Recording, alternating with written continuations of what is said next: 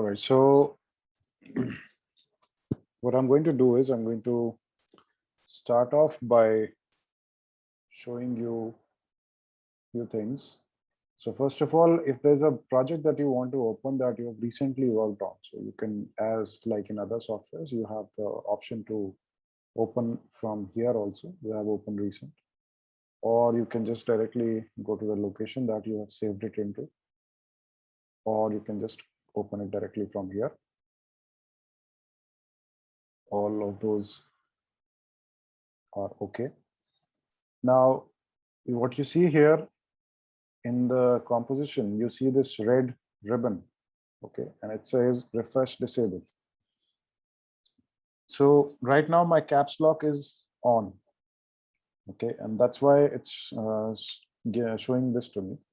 What it means is that whenever your caps lock is on and you try to scrub the timeline, right, you won't see it live in the monitor here, in the viewer here, sorry.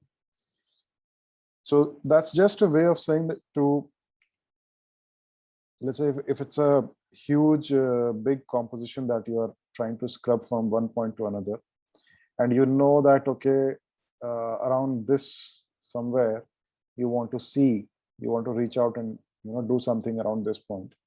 What you could do is you could quickly switch on the caps lock, click here, again hit the caps lock, and what you would get is a faster way of loading things, because After Effects is always it is showing you whatever you see here in the viewer. It is purely based on your scrubbing pattern here in the timeline. So sometimes it just takes some time to show you, right? So there are times when this technique works quite a lot. Then there's another way. I mean, what I am going to mainly talk about right now is how to optimize your working methods, right? Because when you're working with After Effects, a lot of times, your composition starts to get pretty complicated very quickly, and you need ways of working faster in your software, right? So what are those strategies, right? So one of them is this caps lock technique that I just told you. Second is, if you come here, you see a couple of things here, right? And in this, you have this option called region of interest. Okay. So when you click on this, what you are able to do is you can simply click and drag on one particular area. Everything else gets hidden, and that becomes your region of interest. Now, what will happen is that After Effects is only going to show you that region. Okay, it is only going to render, or let's say it is only going to utilize the processing power of your machine to show you what is happening in this area only, right? It is not going to render out the rest of the other area. I mean, when I'm saying render out, I'm not meaning that, when we come here and render out the final output. That's not what I'm saying. When I'm saying that you're working with the region of interest, it is to work within, within the software. This is also called, in software rendering. When you see this green thing happening here, this is an indicator which tells you that the software is rendering it inside. Okay. So now what will happen is that you know that you want to check only on this area, right? Rest area is okay, fine. So what you can do is you can optimize the playback. So it will become even faster that way. Okay. So that is one. So then you are only concentrating only on this area. Okay. Method number 3 is you have something here called, the resolution part. Now, when we talk about the resolution within the software, there are two types of resolution. And when I say two types, one is to do with the display resolution, okay, and one is to do with the playback resolution, okay. So when I say display resolution, it purely means that I just clicked on the region of interest again, so that got disabled. So when I say that you're talking about the display resolution, it is this resolution that we're talking about. What does it mean? It basically means that what I'm looking at here, at what resolution I'm looking at the visual here. Okay. So right now I'm looking at a full resolution. Okay. So that's full. If I go half, right now you did not notice the difference, but I'll have to zoom in to show you what happened. Let's zoom in quite a lot. Right. So right now I'm at a very zoomed in level. So you can see the pixels here. Now I'll switch back to full, and now you will be able to easily notice the difference. That's at full. Okay. Which means I'm looking at the visual at this one single frame right now at its full resolution. Right. If I go half, what it will do is it will throw away half of the pixels, and it is only going to show me half resolution of it temporarily, only at the frame where my playhead is right now. That is why it is called display resolution, right? I'm calling it display resolution. Okay. You go to third, you go to quarter, the quality keeps going down and down and down. Okay. This has nothing to do with how you're going to play back. It will not have any effect on the playback resolution. Okay. So it has only to do with the single still frame that you are looking at right now in front of you on the monitor. Okay. Now let's understand what is playback resolution. Playback resolution is at what resolution it is going to play back the entire composition. Okay. So if you look on your right here, this is the preview area, right? Under the preview area, you come here and you come here. Okay. It says resolution. So, I mean, it's all right to get confused when you are starting out. This also looks in a particular way, and this also looks the same, right? But they serve two very different purposes, right? This is to do with the display, and this is to do with the playback. So right now I'm playing back at full resolution. So when I hit spacebar, it's going to take some time, render it out, and then play it. So now it's all green. Now it's going to play in real time. Okay. And if you check here in the info panel, it is saying real time. Okay. Now, if I do something here and then I play back here, just look here what it says. It would say, you know, if there is something that has to be rendered, let's say, for example, if I change the text here, back to work, question mark. Okay. So simply, I mean, I change the text to something else. Let's see what info panel has to say. It is saying not real time. It's saying not real time, right? Now it's saying real time. So for just a very few seconds, you could see that it was mentioned there in red as not real time. So which meant that it was still rendering it. Okay. Now going back again to the preview panel, if I switch this back to half, so again, same thing. I'll have to zoom in to show you the difference. Right now, it's the display resolution is at half, or I say quarter. Okay. So I'll switch it back to full. However, this is at half. Okay. Now let's see what difference it would make.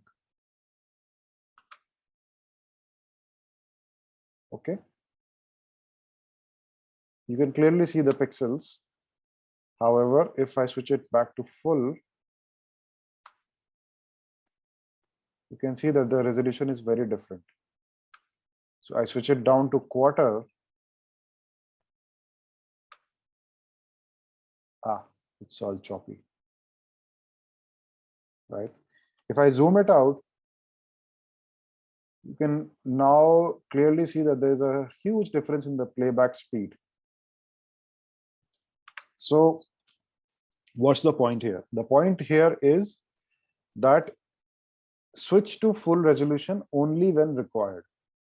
Only, right? So let's say you know what the visual looks like. You don't need to see it in full resolution always at all times, right? So best thing is bring it down to quarter, because you know that what visual is there. So you don't need to, keep looking at it in high resolution. There's no point. Playback resolution, in case you want to have a look at full resolution every once in a while, if you have done something new, go at full resolution and check it. Now, once you know that, I mean, this is how it's going to look like when it's going to finally come out. This is the resolution that it's going to play at. Okay. But once you know how the animation looks like, there's no point in keeping it at full. You can reduce this also to maybe third or quarter, whatever you prefer. And the advantage you get is faster playbacks. Okay. Faster response time. Another thing that we can do here is that we can change this skip number. What it's going to do is it's going to give you the ability to skip the number of frames while it's playing back. So I know that it's a linear based animation. The image starts, fades in, the text fades in, zooms in a little bit, and then fades out, right? That's what it is. I know how the animation is looking like. So for my, when I'm working, I'll probably switch this to 5 frames, right? Now this is going to, when it's playing back, it is going to skip every 5 frames and then play. So just notice what happens here. So you can see that the playback is a little, duck, duck, duck, duck, duck, duck, choppy, like that. But then, the processing time is again increased, right? If you feel that it is too much, you can reduce it to 2 also. So now it is skipping every 2 frames. I'll bring it back to 0. Right. And yeah. So what else? I think that's about it. There's one more here. This says adaptive resolution. So I think it's best to keep it at an adaptive resolution so that according to the resources that your system has, the configuration, the RAM, the processing power it has, it will compute all of that, and it will accordingly take a decision as to what is the adaptive resolution right now to play back inside the software. However, if you want to really play back at the final quality, you can do that from here. That's final quality. You can change the playback resolution from quarter to full. And let's say if you want to see it in full screen, you can click on full screen here. And then once you hit the space bar, it will shift into the full screen mode, like that. If you want to zoom in, you can do that also. I'm zooming in by hitting comma and full stop. So, you could quickly jump back and forth, and it is going to give you that exact, look as to how it would look like finally. All right. And then once you want to come out of the full screen, you can hit escape. You're back into it. By the way, zooming in and zooming out is also done by Control+ and Control-. You could do that from here as well, or you could use the scroll wheel of the mouse also, right? So if you want to see like that, okay, you can just scroll in and scroll out. So that's how basically you can do these things. These are a couple of best, what do you say, the best working strategies when you are beginning in After Effects. And also, to top it all, I would like you to pay attention here. You need to go to the edit preferences, general. Whenever you're starting out fresh, working on on After Effects, don't forget to clear off your disk cache here. It is going to be found under media and disk cache. Clear it always. So right now I have 389 MB of disk cache, which means whatever I was doing here, I was scrubbing the playhead back and forth. Because of that, it has generated some cache files, right? So After Effects is pretty heavy on generating its own cache files, its temporary files. So it makes all the sense to once in a while, remember to clean all your cache and your media database. It just makes your system a little more better, right? Health wise. Let's give it a second here so that it does its own thing. Okay, I think it's done. You can also, just one last thing, you can even, if you have a huge disk space, you could even give it a different media disk location.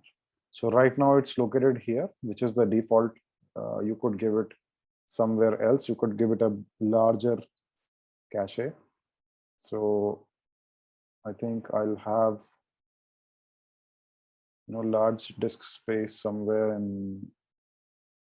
Okay, so this is the largest right now. So I'll choose this, and probably I'll make a new folder and I'll call this AE cache.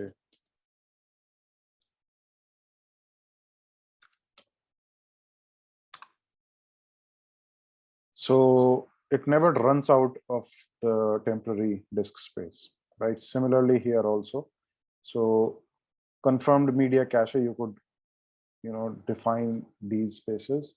So what will happen is that your system is never going to feel heavy when you're working on it. So yeah. So guys, that's about it. I think this is to do with the best working techniques when you're inside After Effects. I'm gonna pull this to the end. So this is how usually what your timeline would look like, right? So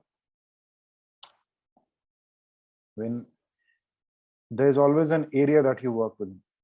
Now, once you're satisfied with the final animation and you know that, okay, this is where my final frame is going to be. I don't want all of this blank area also to be rendered in the final video.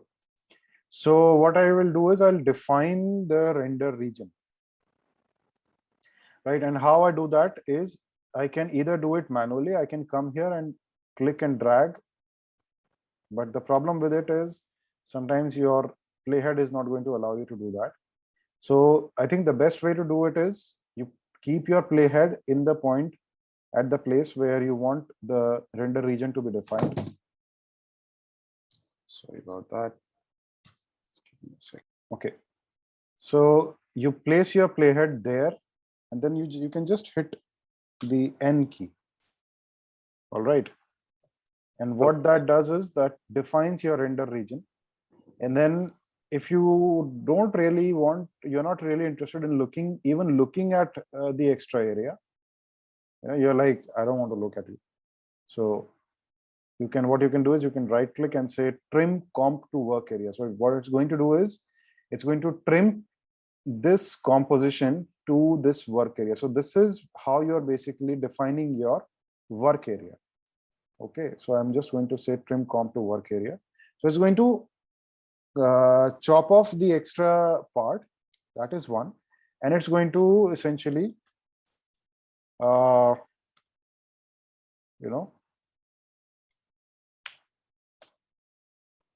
it's going to chop off and it's going to zoom into 100% to the timeline like that.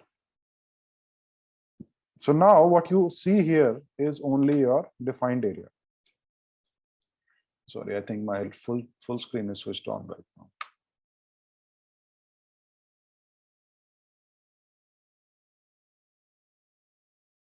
Right. And then when you're going to render this, it's going to come out just into that. Now I'll go to add to render queue here. And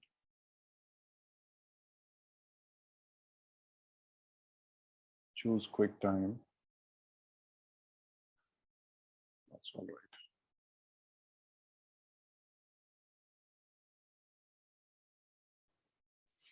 Sometimes you would even want to render this in Adobe Media Encoder, so which gives you even more options to essentially.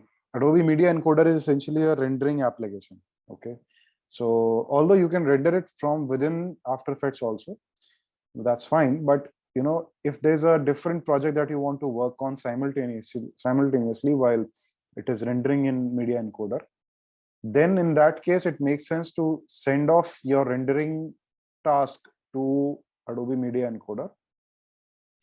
And your After Effects will be free in that way.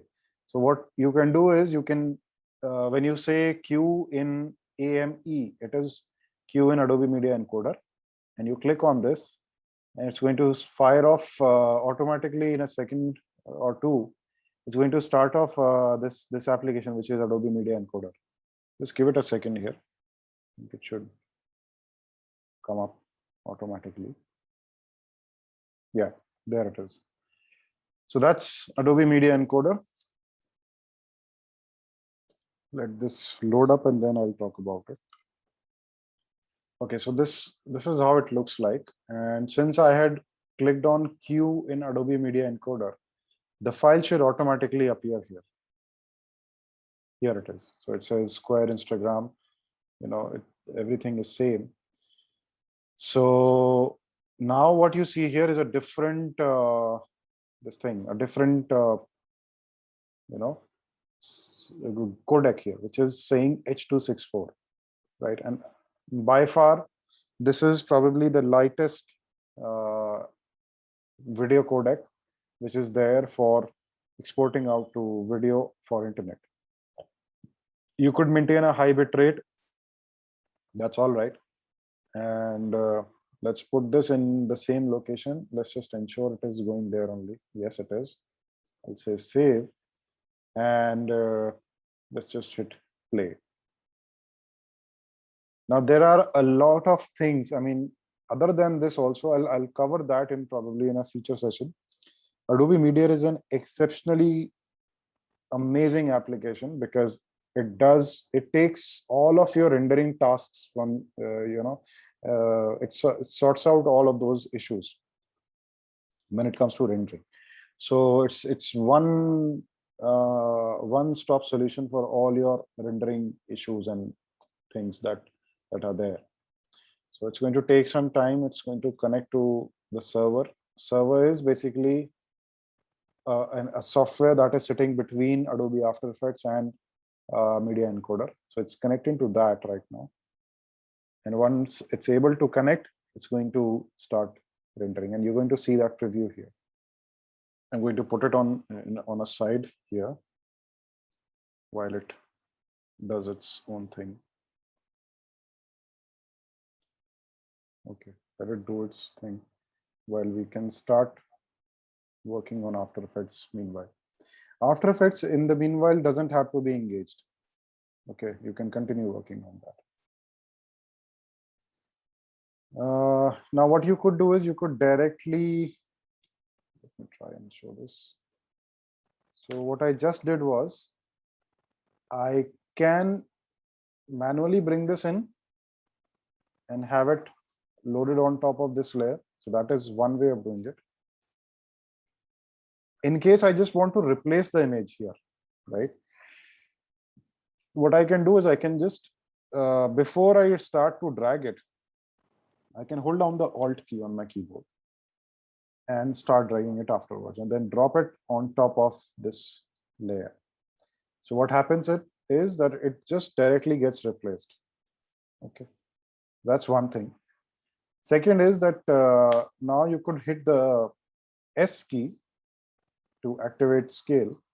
Now there's a shortcut to, there's a very easy way to remember the shortcut keys here. So you have opacity here, right? Now opacity is nothing but transparency, right? So I'll call this, I have given this a shortcut like T. So if you hit T on your keyboard, opacity would come up. If you hit R on your keyboard, rotation would come up. A for anchor point, P for position, S for scale. Okay, so that makes it traps. TRAPS, traps. Okay, so it's pretty easy to remember. T for opacity, RAPS. Okay, and if you want, let's say if you wanted to open transparency alongside scale, for example, right?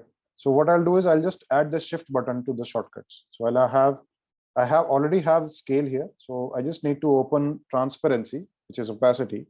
So I'll just add shift and press the T key. So what that does is it gives me this, only these two properties here. Okay. If I wanted position also, so I'll just have shift P. So you'll get the position key also that way. Now I'm just going to scale this up in a way that it fits into the composition, right? And then what I'm going to do is I'm going to start. Okay, so now what can happen is that since my image is scaled up properly to the size of the composition, if I want to, let's say, move this a little bit to the side or position it in a different way, I could do that. That is one thing. Now, since let's say that this is my final position, okay. So what I'll do is I'll, let's say if I want to have that scaling effect, slow scaling effect. So what I'll do is I'll just hit the scale key here at this percentage, go ahead in time, let's say about till here, and click here and start scaling it. You can see that the image is becoming larger and larger. You could also use the shift key with the up arrow key. So it would move in the increments of 10 pixels or 10%, right? If you want to move slower, you could release the shift key and only use the arrow key. Or if you know what exact percentage you want, so I can type in 20% also, like that, right? So that's how you could, have that slow zooming in effect. Right now it's going too fast, so I'll just increase the timing here to make it even slower, right?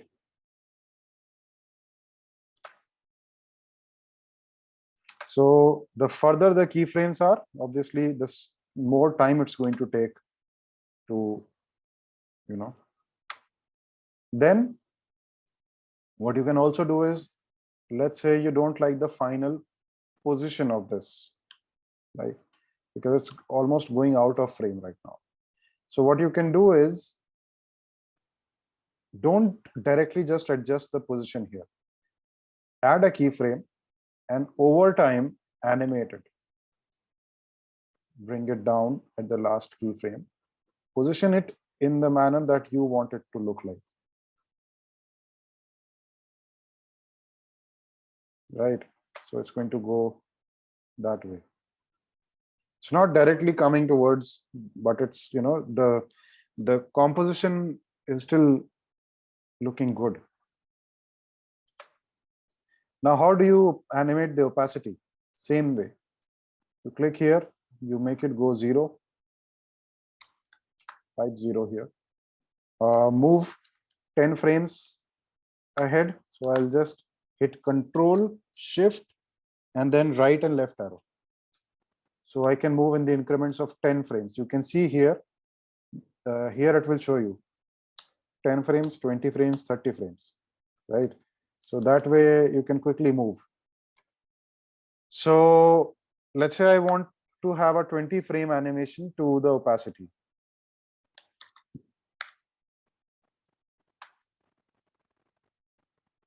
Like that. If you don't like it, you want to increase you want to slowly have it fade in.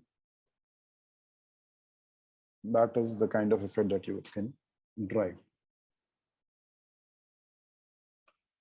And then when you want this to again fade out, click here, that same keyframe gets applied, and then at the end, make it 0.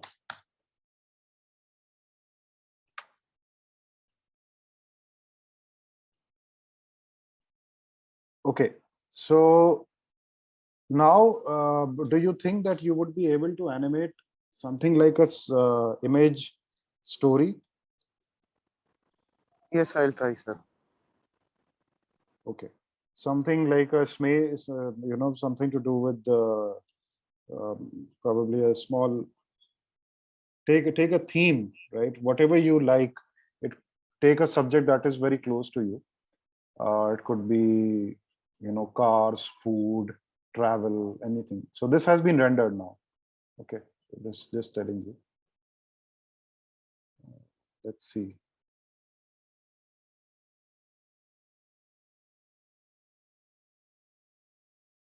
Final renders.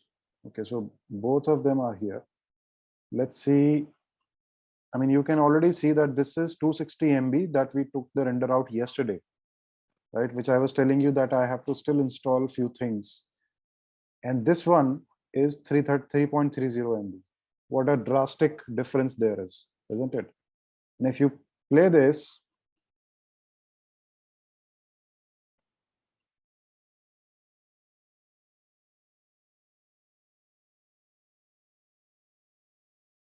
that's why I hate Windows.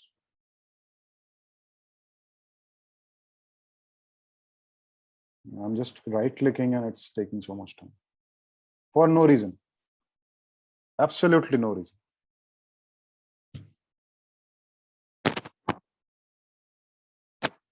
Thank you. Okay, so I'll come here, VLC player.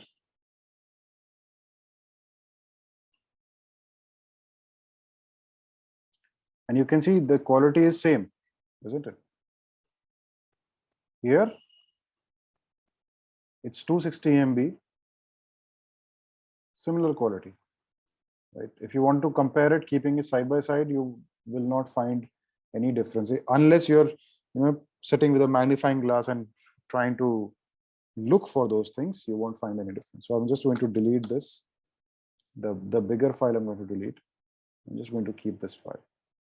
And this is very, very upload friendly. You can quickly upload it on Facebook, Instagram, wherever you want to do it. Very easy, no problem.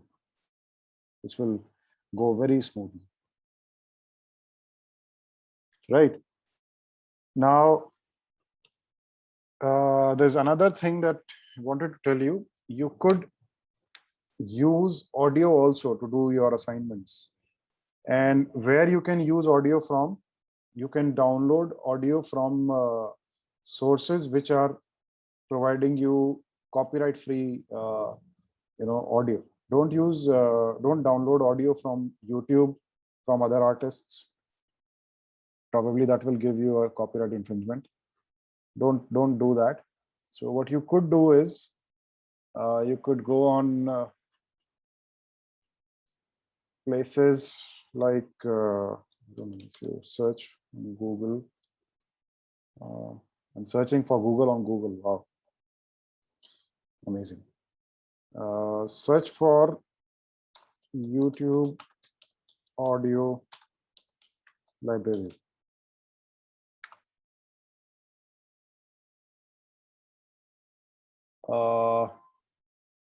This should be the one, I think.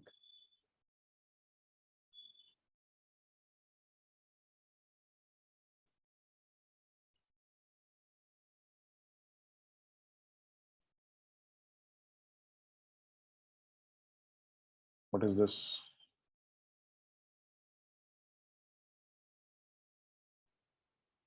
No. Why would I?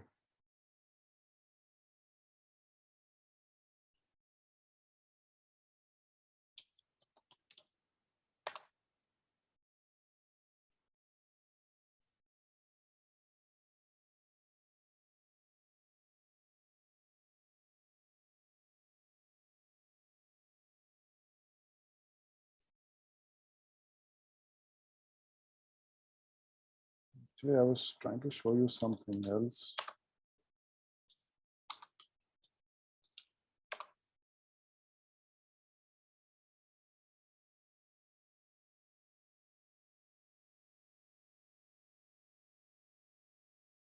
Here it is. So this is the audio library that I was talking about. So you have a lot of free music here, right, which you can download and you can put in your videos, whatever you're trying to create. And then even if you upload it again back to YouTube, it's not going to throw a copyright issue. It's all there for your use only, right? It's all free and available. So you could do a search. You can search according to the genre, according to the mood also. If you want something calm, you could do that. Play it. If you like it, you can download it from here. Right now, you won't hear anything because my audio source is not connected. So, but this is how you should be doing it, right? Images you can download from Pexels. I am thinking that you might already know about this website. So essentially what you need to do now is you need to pick up any particular theme. Okay.